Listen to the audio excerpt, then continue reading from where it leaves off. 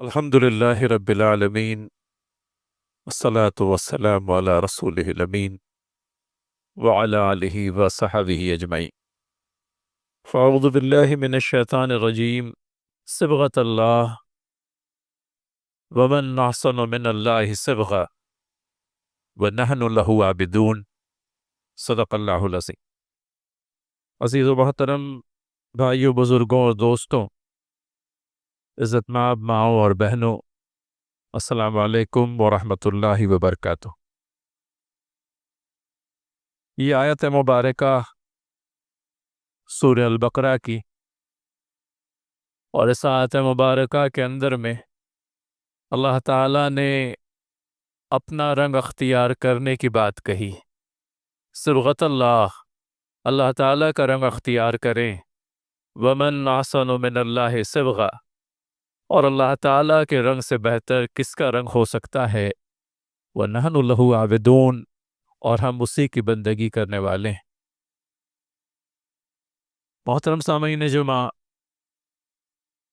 یہودیوں کے اندر میں ایک رسم ہوا کرتی تھی کہ جب بھی کوئی یہودیت اختیار کرتا اس کو غسل کرایا جاتا، اور اس غسل کے ضمن میں یہ سمجھا جاتا کہ اس غسل کے کرنے کے نتیجے میں اس کے جتنے پچھلے گناہ ہیں وہ سب معاف ہو جائیں گے۔ مسیحیت نے، کرسچینٹی نے بعد میں اسی رسم کو بیپٹزم کے نام سے یا بپتسمہ کے نام سے اختیار کیا، اور وہاں یہ رسم رائج ہو گئی کہ جو بھی مسیحیت اختیار کرنے والا تھا، جس نے بھی کرسچینٹی کو قبول کیا، اس کو جو ہے ایک مخصوص پانی دیا جاتا، اور یہ پانی جو دیا جاتا ہے اس کو پینے کے نتیجے میں یہ سمجھا جاتا کہ اس کے ماضی کے سارے گناہ جو ہے دھل گئے۔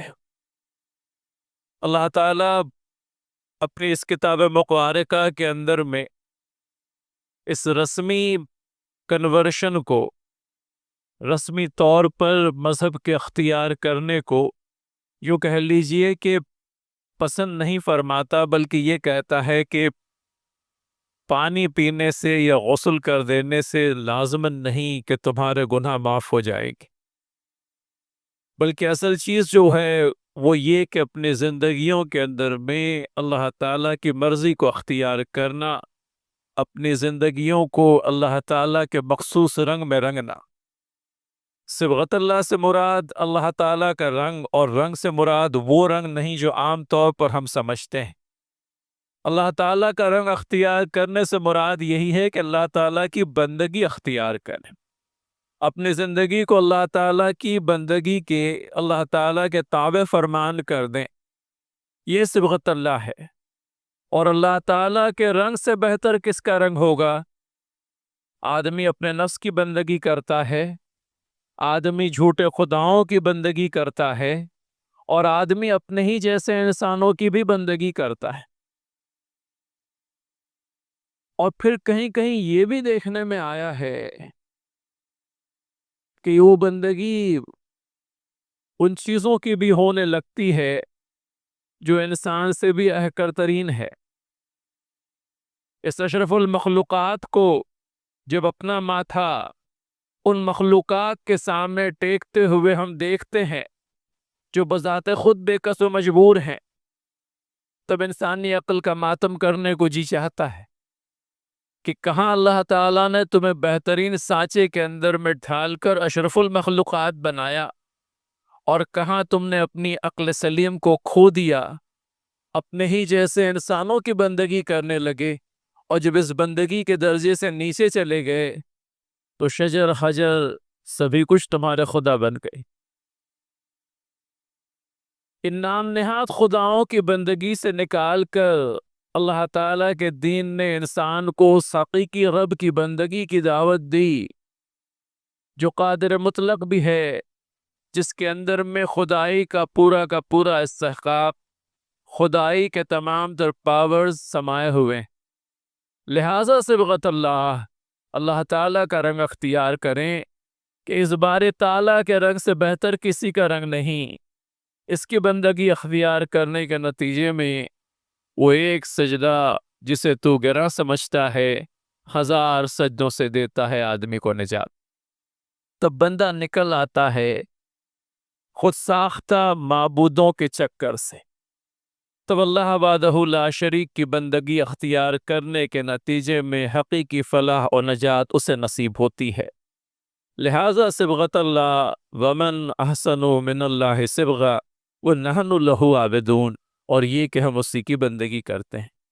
جب ہم نے اس بات کا اقرار کیا، جب ہم نے اس بات کی تلقین کی کہ اللہ تعالیٰ کا رنگ اختیار کریں، تو ہم سب سے پہلے اللہ تعالیٰ کا رنگ اختیار کرنے والے بنے۔ لہٰذا نحن لہ عابدون، اور یہ کہ ہم اللہ تعالیٰ کی بندگی کرتے ہیں۔ حضرات محترم، آنے کو ہے، جلد ہی اللہ تعالیٰ نے چاہا، خیر و برکات سے بھرپور مہینے تو سبھی خیر و برکات والے، لیکن ماہ سیام کی بات کچھ اور ہی ہے، کیونکہ اللہ تعالیٰ نے اس میں وہ عبادت فرض کر دی جو اللہ تعالیٰ کو نہایت محبوب ہے، اور اس محبوبیت کا تذکرہ کرتے ہوئے رب تعالیٰ فرماتے ہیں کہ روزہ میرے لیے ہے، اور میں بندے کو اس روزے کے عمل پر جس قدر چاہوں گا اس قدر ثواب عنایت کروں گا۔ لہٰذا 10 اور 700 والی یا 10 یا 70 والی جو حد بندی ہے، اس کو اللہ تعالیٰ نے ختم کر دیا، اور روزوں کے سلسلے میں ہم اور آپ جیسوں کو یہ مشدہ سنایا کہ تم نے جو روزہ رکھا ہے وہ خالصتاً میرے لیے، کہ تم اگر بھوکے پیاسے رہے، تم نے اگر اپنا کھانا پینا چھوڑ دیا اور تم نے شہوت نفس کو چھوڑ دیا، اپنے بیویوں کے پاس جانے سے تم رک گئے، تو تم نے یہ جو کچھ کیا ہے در حقیقت میرے لیے کیا ہے، چونکہ میں نے تم سے کہا تھا کہ عام دنوں میں یہ چیز جو تمہارے لیے حلال ہے، کھانا پینا، اللہ تعالیٰ نے نہیں روکا طیبات کھانے سے، پاک چیزوں کو اختیار کرنے سے، لیکن روزے کے اندر میں ان پاک چیزوں کو بھی آپ پر حرام کر دیا گیا ان مخصوص اوقات میں جو روزے کے اوقات ہیں۔ لہٰذا روزے کی حالت میں نہ آپ کھاتے ہیں، نہ پیتے ہیں، نہ اپنی بیویوں کے پاس جاتے ہیں، حالانکہ عام دنوں میں یہ چیز آپ کے لیے مباح ہے۔ آپ ایسا کیوں کرتے ہیں؟ آپ محض اس لیے کرتے ہیں کیونکہ اللہ تعالیٰ نے ان چیزوں سے رک جانے کا حکم دیا ہے۔ تو ہم نے گویا کہ اپنے عمل کے ذریعے سے اس بات کی شہادت دی کہ ہم نے اپنے آپ کو اللہ تعالیٰ کی مرضی کے تابع کر دیا۔ یہی صبغت اللہ ہے، اللہ تعالیٰ کا رنگ اختیار کریں، اور اللہ تعالیٰ کے رنگ اختیار کرنے میں اللہ تعالیٰ کی مرضی کی پابندی آتی ہے کہ بندہ اپنے لیے تو کھانے پینے کو پسند کرتا ہے۔ کون ہے جو 17 اور 18 گھنٹوں کے دورانیہ رمضان کا جو وقفہ ہے، سحر سے لے کر افطار تک، اس میں کھانے پینے سے اپنے آپ کو یوں کہہ لیجئے کہ ونچت رکھے؟ لیکن یہ اللہ تعالیٰ کی مرضی کی پابندی ہے کہ ہم نے کھانے پینے سے اپنے آپ کو اللہ تعالیٰ کے حکم کی فرمانبرداری کرتے ہوئے روک لیا۔ لہٰذا اللہ تعالیٰ اس عمل پر اپنی پسندیدگی کا، اپنی خوشی کا اظہار کرتے ہوئے فرماتے ہیں کہ روزہ میرے لیے، اور اس روزے پر میں بندے کو جس قدر چاہوں گا اس قدر ثواب دوں گا، جس قدر چاہوں گا اس قدر ثواب دوں گا۔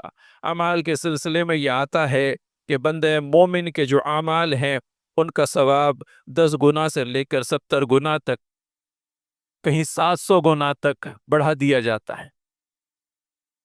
آدمی انفاق کرے اللہ تعالیٰ کی راہ میں 1 روپیہ، اور اللہ تعالیٰ اس 1 روپیے کے انفاق کے ثواب کو بڑھا کر 700 روپے خرچ کرنے کے برابر کر دے۔ کہ سورہ بقرہ کے اندر میں ہمیں وہ ہدایت ملتی ہے راہ خدا میں خرچ کرنے کی، کہ ایک دانہ زمین میں بویا گیا اور اس دانے سے آئی 7 بالیاں، اور ہر ایک بالی کے اندر میں ہے 100 دانے، گویا کہ بویا گیا تھا 1 اور کاٹا گیا 700، خرچ کیا گیا تھا 1 روپیہ اور بدلے میں ملے 700 روپے۔ دنیا کا کوئی فیاض و سخی اس پیمانے سے ہم کو نہیں نوازتا۔ یہ اللہ تعالیٰ کی ذات اقدس و برتر ہے کہ وہ ہمارے چھوٹے سے خرچ کو بھی بڑھا کر کے 700 گنا کر دیتی، اور یہ 700 گنا ہمارے سمجھانے کے لیے، مگر اللہ تعالیٰ دینے پر آئیں تو روزہ میرے لیے ہے، اور میں روزے کے لیے جس قدر اجر و ثواب عنایت کرنا چاہوں گا کروں گا۔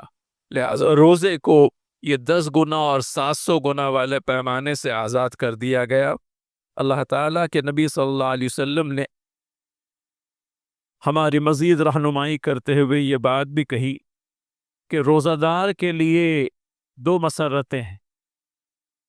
ایک مسرت اس وقت جب وہ روزہ افطار کرتا ہے کہ دن بھر کا بھوکا پیاسا آدمی جو ہمارے کمفرٹ زون سے باہر ہے، جو بیچارہ اپنے روز کی کمائی کے لیے بازاروں کے اندر میں، تجارتی مراکز کے اندر میں مشقت کرتا ہے، اور یہ مشقت کرنے والا آدمی ہی در حقیقت روزے کی یوں کہہ لیجئے کہ تکلیف کو، اس کی شدت کو محسوس کر پاتا ہے، مگر اپنے گھروں میں ہی رہنے والوں کو روزے کا احساس تھوڑا سا کم ہی ہوتا ہے، لیکن بہرحال وہ بھی روزہ ہے۔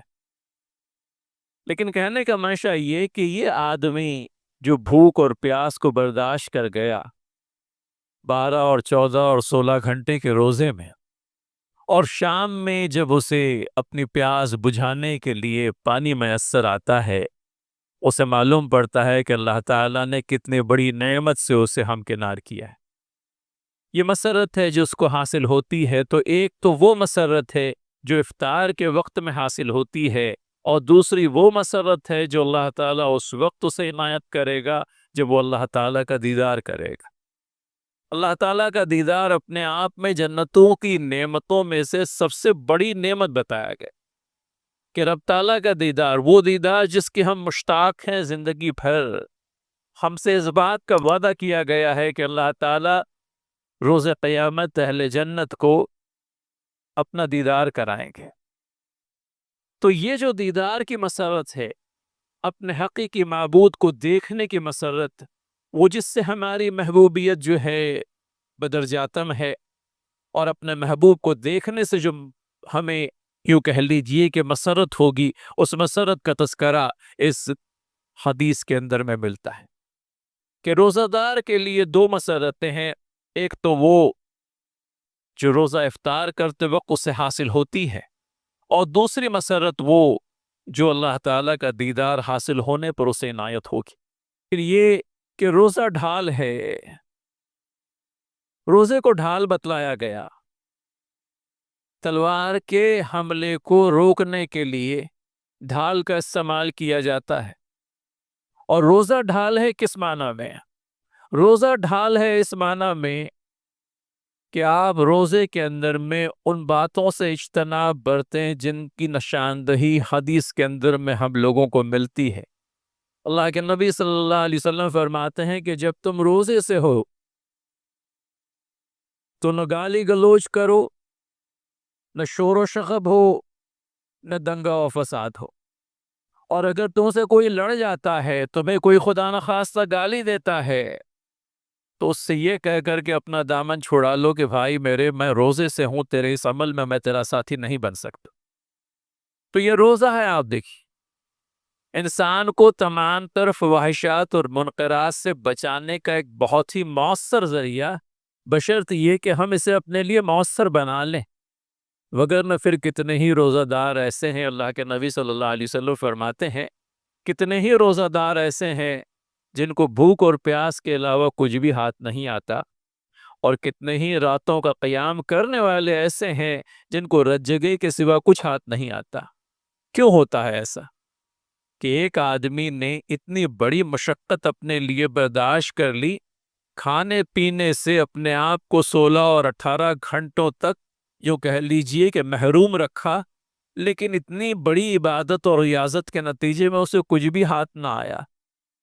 تو کئی روزہ دار ایسے ہیں جن کو روزہ رکھنے کے نتیجے میں بھوک اور پیاس کے علاوہ کچھ بھی ہاتھ نہیں آتا، اور کتنے ہی راتوں کے قیام کرنے والے ایسے ہیں جن کو رت جگے کے علاوہ کچھ بھی ہاتھ نہیں ہوتا۔ کیوں کہا گیا یہ؟ دوسری حدیث اس بات کی مزید تشریح کرتی ہے۔ اللہ کے نبی صلی اللہ علیہ وسلم فرماتے ہیں کہ جس نے ایمان و احتساب کے ساتھ رمضان کے روزے رکھے، اس کے پچھلے سارے گناہ معاف کر دیے گئے۔ تو پتہ یہ چلتا ہے کہ ایمان و احتساب روزے کی روح ہے۔ اس عبادت میں سے ایمان اور احتساب کو آپ نکال دیں تو پھر روزہ جو ہے ایک مردہ جسم کی مانند ہو جاتا ہے۔ لہٰذا قبولیت روزہ کے لیے ضروری ہے کہ ایمان اور احتساب کے ساتھ میں روزے رکھے جائیں۔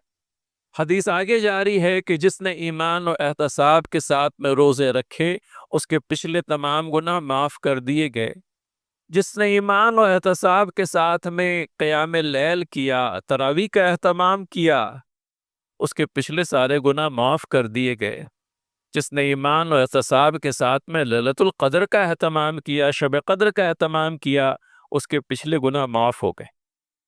تو ایمان اور احتساب لازم ہے۔ ایمان در حقیقت وہ عقیدہ ہے جس پر ہم اور آپ بحمدللہ قائم ہیں اور قائم رہنے کی ضرورت ہے۔ اللہ تعالیٰ پر ایمان اور ان سارے انبیاء علیہم السلام، فرشتوں، روز اجل اور اسی طرح سے روز جزا، وہ ایمان مفصل اس کے ذریعے سے سمجھیں کہ یہ ایمان ہے۔ آپ دیکھیں اللہ تعالیٰ پر ایمان کسی اور غرض کی تکمیل کے لیے نہیں بلکہ اللہ تعالیٰ کی رضا جوئی کے لیے روزہ رکھا گیا، کہ در حقیقت اس ایمان کا مظہر ہے جس کے تئیں آپ روزہ رکھتے ہیں۔ لہٰذا ساری کی ساری باتیں لب لباب کہہ لیجئے یہ کہ اس عبادت کا عین تقاضا یہ ہے کہ اس عبادت کو ایمان اور احتساب کے ساتھ میں کیا جائے۔ احتساب اس معنی میں کہ آدمی دن بھر روزے سے ہے اور اس روزے کے اندر میں جن باتوں سے اس نے مجتنب ہونا ہے، جن باتوں سے اس نے رک جانا ہے، ان سے وہ رکا یا نہیں۔ دو افراد نے اللہ کے نبی صلی اللہ علیہ وسلم کے سامنے نماز پڑھی۔ نماز کے خاتمے کے بعد میں اللہ کے نبی صلی اللہ علیہ وسلم نے دونوں کو بلا لیا اور کہا کہ تم اپنی نماز دہراؤ، آج کا روزہ مکمل کرو اور پھر اپنا یہ روزہ بھی دہراؤ۔ شخص روزے سے ہے، اس نے نماز بھی ادا کی، لیکن اس کو بلا کر کے یہ کہا گیا کہ تم اپنا روزہ بھی دہراؤ اور نماز بھی دہراؤ۔ پوچھا کہ ہم ایسا کیوں کریں؟ کہا اس لیے کہ تم نے فلاں اور فلاں شخص کی غیبت کی۔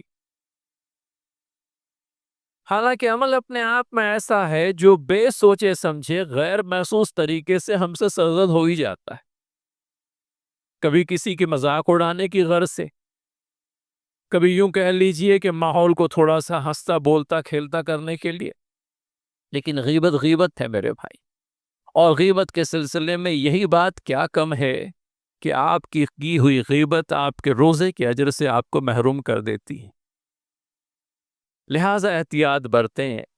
روزہ نام ہے تربیت کا، اس تربیت کے ذریعے سے یہ سکھلایا جاتا ہے کہ دوران روزہ اپنے آپ کو بالخصوص غیبت سے بچائیں، کیونکہ غیبت اپنے آپ میں ایک ایسا عمل جو روزے کے اجر و ثواب سے ہم کو محروم کر دے گی، اور غیبت اپنے آپ میں ایک ایسا عمل جو نہایت غیر محسوس طریقے سے ہم سے سرزد ہو جاتا ہے۔ ہم کو پتہ بھی نہیں چلتا کہ ہم نے کسی کی غیبت کی ہے، کیونکہ یہ عمل اتنا عام ہو گیا ہے کہ اب لوگ اس کی سمیت کو، اس کی زہرناکی کو سمجھ نہیں پاتے ہیں۔ لہٰذا اس بات سے خصوصیت کے ساتھ میں بچیں۔ احتساب کے ساتھ میں روزہ رکھنا اس بات کا تقاضا کرتا ہے کہ آدمی کی اپنے روزے پر نگاہ ہو۔ یہ نہیں کہ وہ روزے سے بھی ہے گالی گلوج بھی کر رہا ہے، یہ نہیں کہ وہ روزے سے بھی ہے اور ساتھ میں کسی کی غیبت بھی کر رہا ہے۔ لہٰذا روزہ جب تک ان جو کہہ لیجئے کہ نہیات سے پاک نہیں ہوگا تب تک کہ وہ روزہ نہیں ہوگا۔ صیام کے اہتمام کے اندر میں ان باتوں کا خصوصیت سے خیال کہ وہ اجر و ثواب جو اللہ تعالیٰ نے خاص اپنے ذمے کر لیا ہے اور جس کے تعلق سے حدیث صحیحہ کے اندر میں یہ آیا کہ روزہ میرے لیے ہے اور میں اس کا جس قدر چاہوں گا اجر و ثواب دوں گا، اس بات کا ہم سے تقاضا کرتا ہے کہ اللہ نے جو بے پایاں ثواب، اللہ تعالیٰ نے بے حد و انتہا ثواب روزے کے ضمن میں جو اہل ایمان کے لیے رکھا ہے اس سے اپنے آپ کو محروم نہ کریں۔ اور یہی کیا کم ہے، ماہ سیام کا اگر ایک روزہ خدا نخواستہ قضا ہو جائے، زندگی بھر آپ روزے رکھیں، اس روزے کی قضا ادا نہیں ہوتی۔ وہ روزہ قضا ہو گیا۔ لہٰذا اس بات کو بہت احتیاط کرنے کی بھی ضرورت اور ایمان و احتساب کے ایلیمنٹ کو یاد رکھیں۔ افطار کرتے وقت اللہ تعالیٰ مجھ گناہگار کو بھی توفیق دے، ہمارے سننے اور سننے والیوں کو، اور جہاں جہاں تک بفضل تعالیٰ یہ آواز جائے، افطار کرنے سے پہلے کچھ وقت نکال کر دن بھر کی کارکردگی پر ایک نگاہ ضرور دوڑائیں۔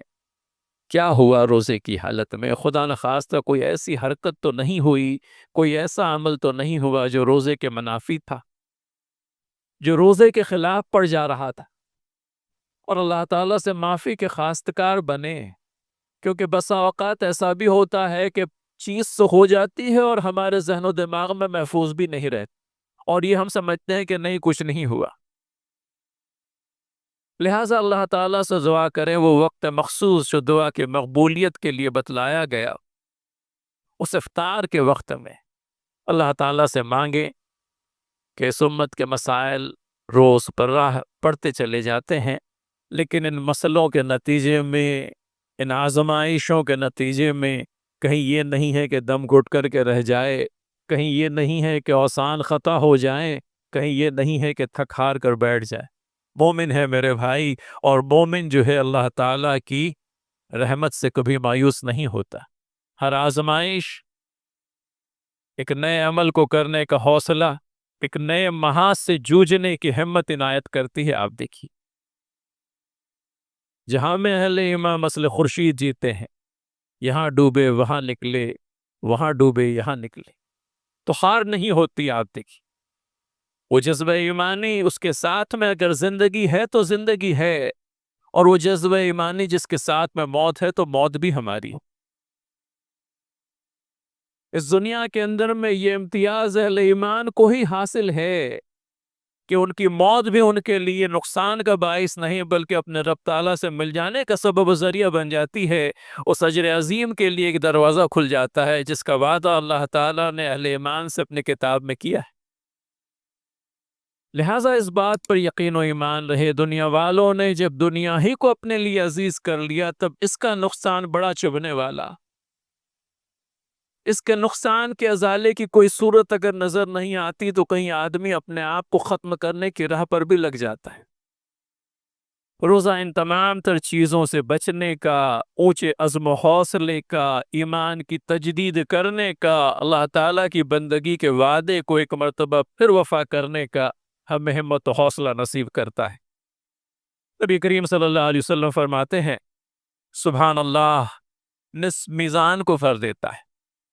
میزان، وہ بیلنس یا ترازو روز قیامت جو قائم ہوگا اور جس میں انسان کے اعمال تولے جائیں گے۔ کہتے ہیں اللہ کے نبی صلی اللہ علیہ وسلم، بندے مومن کا اخلاص کے ساتھ میں سبحان اللہ کہنا میزان کو نصف آدھا بھر دیتا ہے۔ کیا ہے سبحان اللہ؟ سبحان اللہ کیا ہے؟ سبحان اللہ اللہ تعالیٰ کی پاکیزگی کا بیان، دل و جان سے کہیں سبحان اللہ۔ اور سبحان اللہ کہتے وقت یہ خیال رہے کہ ہم نے اللہ تعالیٰ کو اس حیثیت میں سبحان جانا کہ وہ تمام تر نقائص سے، وہ تمام تر لمیٹیشن سے، انسان کو جو حاجتیں لاحق ہے ان تمام تر حاجتوں سے بلند و برتر ہے۔ غنی وہ اور فقیر ہم، حاجتیں ساری ہم کو لاحق، اور اللہ تعالیٰ اپنے آپ میں بے نیاز، اللہ الصمد۔ لہٰذا اس اعتبار سے سبحان اللہ کہ سبحان اللہ، اللہ تعالیٰ کی ذات اپنے آپ میں پاکیزہ، اپنے آپ میں پاک، اپنے آپ میں تمام تر لمیٹیشن سے، اپنے آپ میں تمام تر کمیوں اور خامیوں سے پاک، انسانی حاجتوں سے پاک اور بلندر، بلکہ تمام تر انسانوں کی، تمام تر مخلوقات کی حاجت رفائی کرنے والی اللہ تعالیٰ کی ذات، ہم محتاج اور وہ غنی۔ لہٰذا سبحان اللہ جب اخلاص سے کہا گیا، میزان عمل آدھا بھر گیا۔ ایک سبحان اللہ کہنے سے میزان عمل آدھا بھر جاتا ہے، اور الحمدللہ کہنا میزان عمل کو پورا بھر دیتا ہے۔ تسبیح جب کریں گے تو اس احساس کے ساتھ میں کریں کہ میرا سبحان اللہ کہنا اللہ کرے میرے میزان عمل کو آدھا بھر دے، اور میرا الحمدللہ کہنا باقی بچے ہوئے میزان عمل کو بھر دے۔ گویا کہ الحمدللہ کہنا میزان عمل کو جو بچ گیا پورا بھر دیتا ہے۔ الحمدللہ اللہ تعالیٰ کی حمد و ثنا کہ ہمارے کرنے سے اور ہمارے چاہنے سے کچھ نہیں ہوتا، ہوتا اگر کچھ ہے تو اللہ تعالیٰ کی ذات کے نتیجے میں ہوتا ہے۔ کاوش و محنت اپنی جگہ، عمل اپنی جگہ، محنتیں اپنی جگہ، لیکن جو ثمرہ ملتا ہے وہ در حقیقت اللہ تعالیٰ کی مہربانی کا نتیجہ ہوتا ہے۔ لہٰذا الحمدللہ بندے کو کچھ حاصل ہوا، الحمدللہ بندے نے کسی سخت بات پر، کسی شدید صورتحال میں صبر کیا، الحمدللہ کہ رب تعالیٰ کی دی ہوئی نعمتیں ہیں اور اللہ تعالیٰ کی دی ہوئی نعمتوں پر ہم اس کی حمد و ثنا بیان کرتے ہیں۔ پھر اللہ کے نبی صلی اللہ علیہ وسلم کہتے ہیں اللہ اکبر کہنا زمین اور آسمانوں کے درمیان میں جو کچھ ہے سب کو بھر دیتا ہے۔ اللہ تعالیٰ کی کبریائی کا بیان، اس کے بلند و برتر ہونے کا بیان، اس کی مجد کا بیان کہ وہی حمید اور وہی مجید، اور اللہ تعالیٰ کی تقدیر جو ہے وہ زمین اور آسمانوں کے درمیان میں جو پوری کائنات سمائی ہوئی ہے اس کو بھر دیتی۔ کہا اللہ کے نبی صلی اللہ علیہ وسلم نے روزہ جو ہے تو نصف صبر ہے اور پاکیزگی کو نصف ایمان بتلایا۔ ماہ سیام قریب ہے، خوش آمدید ماہ سیام۔ اللہ تعالیٰ جو ہے ہم آپ سب کو ماہ سیام نصیب کریں۔ اللہ کے نبی صلی اللہ علیہ وسلم کی دعا کو دہراتے چلیں، اللہم بارک لنا فی رجب و شعبان وبلغنا رمضان، آمین یا رب العالمین، وآخر دعوانا ان الحمدللہ رب العالمین، والسلام علیکم۔